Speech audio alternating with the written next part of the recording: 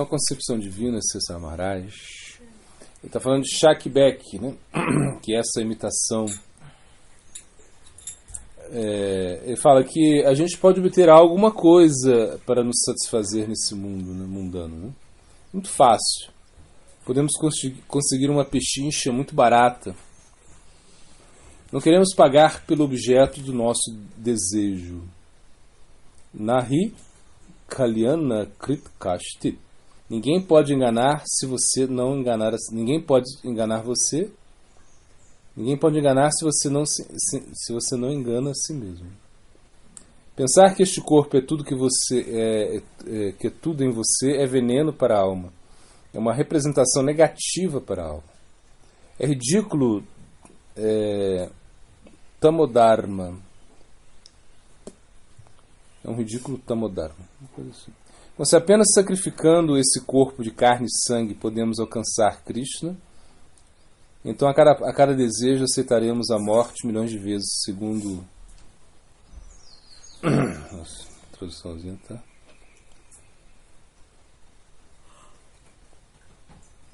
Bom, a tradução também é estranha, mas o que ele diz falando de Shakibek, que é você se vestir como uma gopi, né, para você se desenvolver o seu Siddhadeha, né?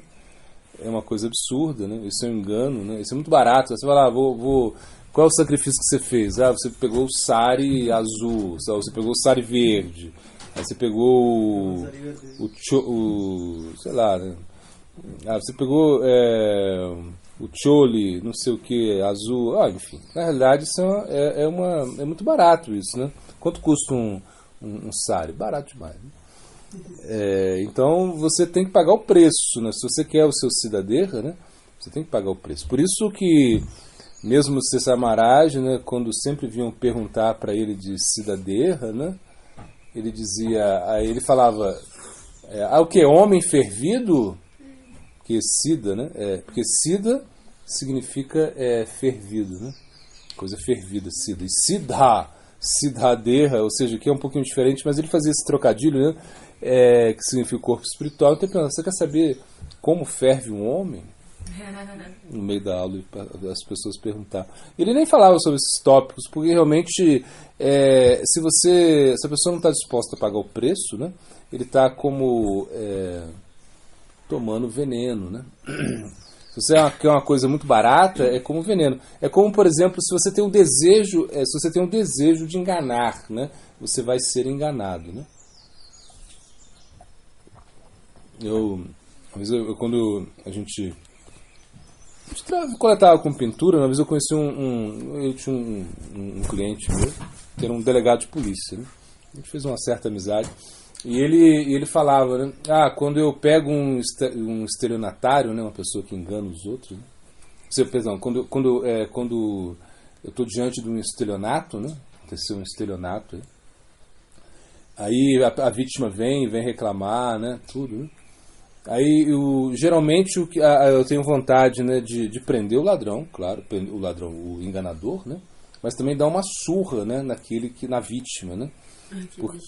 Porque aí ele fala que a vítima sempre tem a tendência a levar vantagem. Vai comprar um negócio muito barato, né? Ou bilhete premiado, né? Coisas assim, né? Então ele falava que tinha vontade de bater na vítima. E é verdade.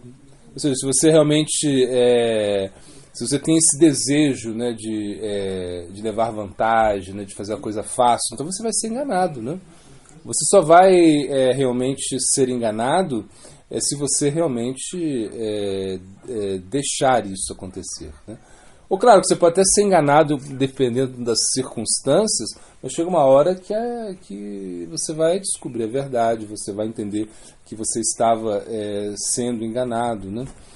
Então, na realidade, somente se você se sacrifica, né? Se você sacrifica esse corpo seu de sangue e carne, ele está falando, né? A gente pode alcançar Cristo, imagina? Como o próprio Bhaktisiddhanta ele disse, eu estou disposto a derramar galões e galões de sangue nisso, né? Estou disposto a fazer isso.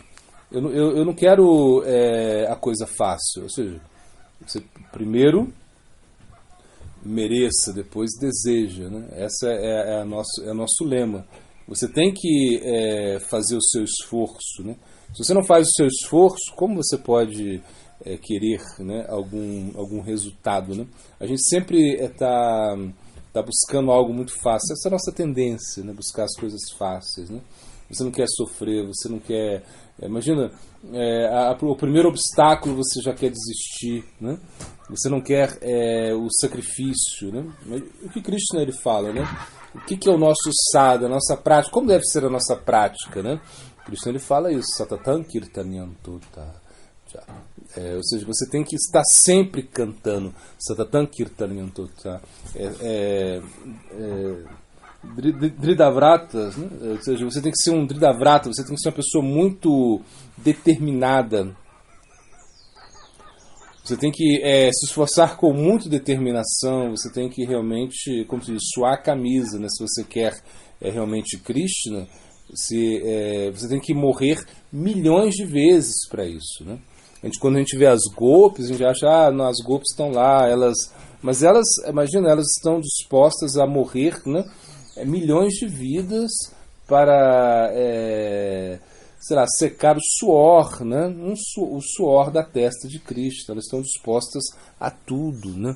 A gente vê que elas são o exemplo, né, de maior dedicação. Não existe o exemplo de maior sacrifício e dedicação do que as golpes, né?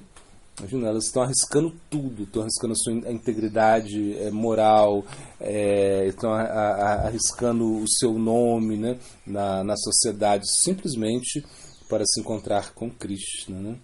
Então a gente entende que esse tipo de risco é que você precisa. Se não existe risco, né? Você não vai. Se não existe se você não arrisca, como aqui diz, né? Quem não arrisca não petisca, né? Ou seja, você tem que arriscar. Você tem que realmente se entregar. E é o que Krishna fala: Sarva Dharma Parityaja Maekam Sharanam Vraja. Você realmente abandona tudo, você aceita a posição revolucionária. Então, você realmente não sabe o que vai acontecer na sua vida porque você está se rendendo a Krishna. Você não sabe o que vai acontecer, você não tem nenhuma segurança, você não pensa em nada porque você quer se render a Krishna. Então, no sentido, claro, que você pode até cuidar do seu lado relativo. Sim, isso sim. Mas é no sentido que a sua energia vai ser colocada para Krishna. Ou seja, você entrega tudo que você tem para Krishna. Isso que ele tá dizendo aqui, né? Ele vai continuar aqui a história. Outra vez, ouvimos de Rama Das Babaji, discípulo de Charana Das, que ele estava vindo para Kalna e faria Kirtana. Alguns de nós foram vê-lo. Ele estava cantando e 2 de seus discípulos se sentaram, um de cada lado dele. Lágrimas profusas que caíam. Ou seja, era como se estivesse caindo assim, o muco do seu nariz, assim, lágrimas. Né? E os homens estavam limpando ele, né? Às vezes ele tremia muito. De tal forma que se fizesse isso por alguns minutos, todo o seu corpo ficaria danificado. Estava movendo o pescoço com tanta força que era uma maravilha que não estivesse ferido, né? Seus olhos tinham um olhar muito estranho também. Eu tinha algum conhecimento do Chaitanya Charitamrita, né? Esses Maharaj ainda não tinham conhecido os devotos, né? Então duvidei dos seus sintomas estáticos, né?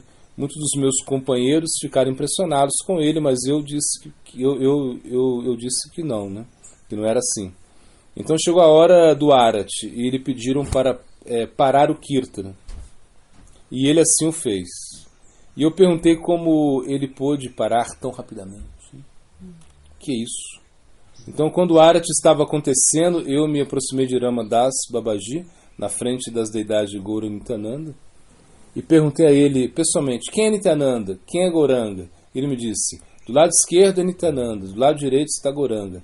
Achei-o calmo como uma pedra. Não havia vestígio do seu sentimento anterior. E uma pitada estava presente nele. Fiquei surpreso por ele ter parado de repente e pedido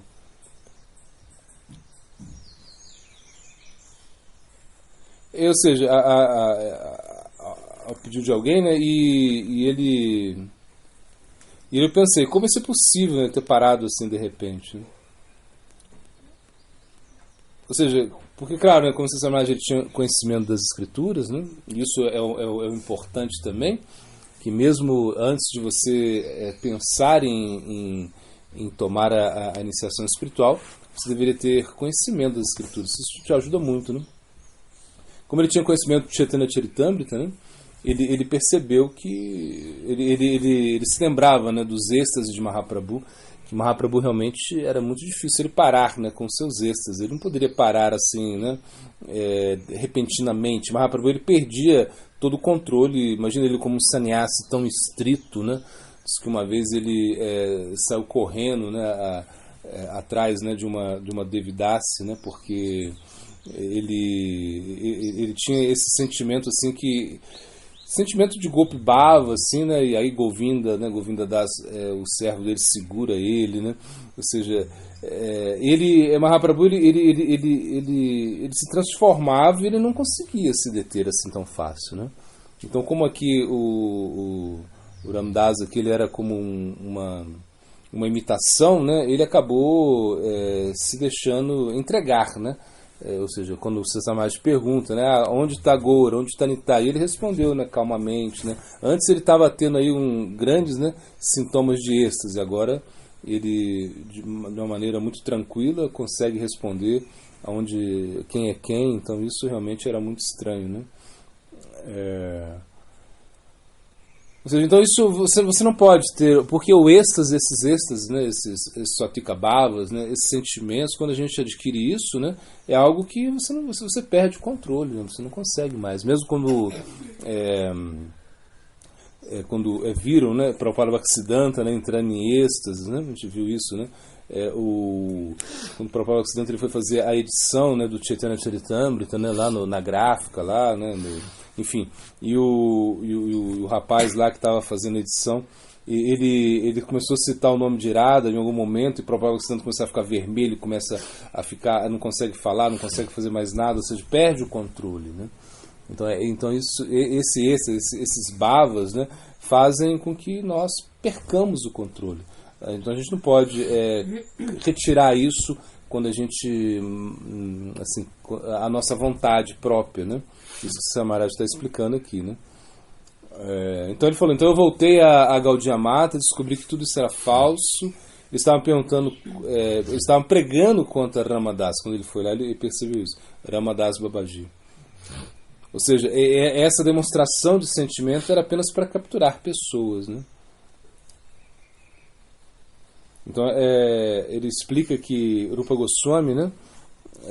Ele fala, né, que sempre que o derramamento de lágrimas, horror, tremor, né, tremor são vistos em uma pessoa cujo coração é mole externamente e duro internamente, que está habituado a chorar, arrebatamento, etc., mesmo que não possua uma aparência de emoção divina, tal sentimento imitativo deve ser reconhecido como totalmente insubstancial, sem vida. É o Bhakti Rasamrita Sindhu, né?